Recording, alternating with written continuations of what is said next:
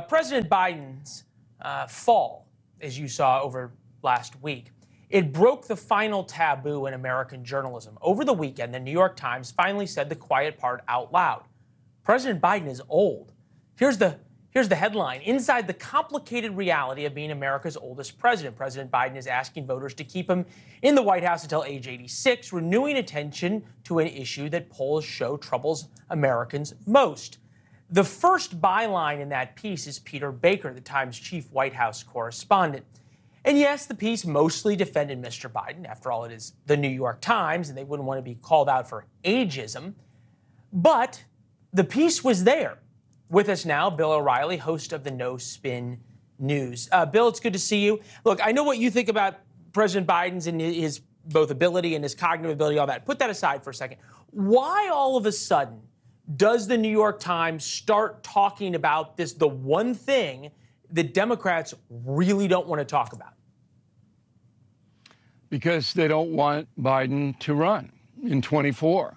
Nobody in the Democratic Party wants him to run. Nobody. They're desperately trying to convince Michelle Obama to consider a run against whoever the Republicans throw up. Because Biden could lose to any Republican at this point, with the polls showing that 66% of the American people feel the country's headed in the wrong direction. It's not a job approval poll. It's, hey, we're just not doing well, as you just discussed. We're not doing well in foreign policy. We're not doing well in domestic policy. And Mr. Biden has trouble staying awake. So nobody wants him to run again. But the Democrats don't have anyone to throw in his stead, and they certainly don't want Bobby Kennedy Jr. Yeah, so we've been talking about the Michelle Obama idea for a long time here. I'm finally glad I found somebody who agrees with me that it is a possibility we need to consider. But I think about this story, and when President Biden turned 80, the New York Times really sort of defended the whole idea of him being old. President Biden's turning 80. Experts say age is more than a number. The New York Times spoke to 10 experts in aging to paint a picture of what the next 6 years might look like for a person of the president's age. And I guess what I'm curious is, like, you think about what happened with John Fetterman. If you attacked him in Pennsylvania, it was ageism or ableism, on and on and on. Why doesn't anyone get mad at the New York Times for this current story? Because no one cares about the New York Times, Leland. It's in business to cater to liberal Americans. Nobody cares about it. Believe me, when I was working for ABC and CBS as a correspondent, the New York Times was the Bible, all right? And whatever that paper did, the network news did the next day.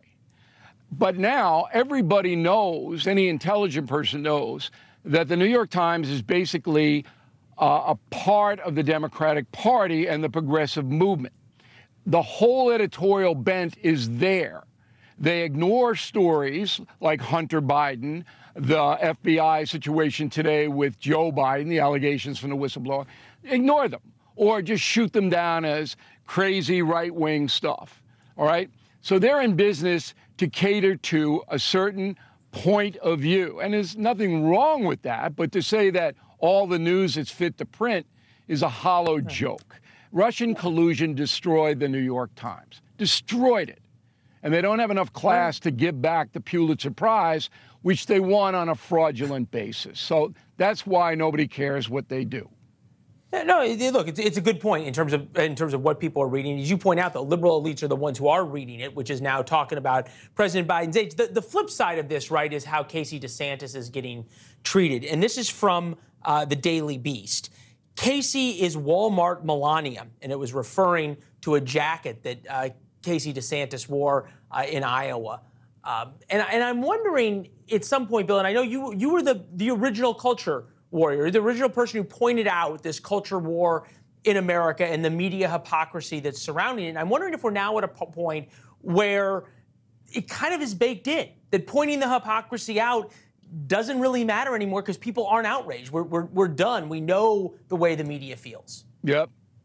People believe what they want to believe. So there's a group of hateful websites, Daily Beast leading the league, along with the Daily Kos and Media Matters and all of these people that will destroy or try to people with whom they disagree. Thanks for watching. Go to newsnationnow.com to find NewsNation on your television provider. And don't forget to subscribe. Click the red button to get more of NewsNation's fact-driven, unbiased coverage.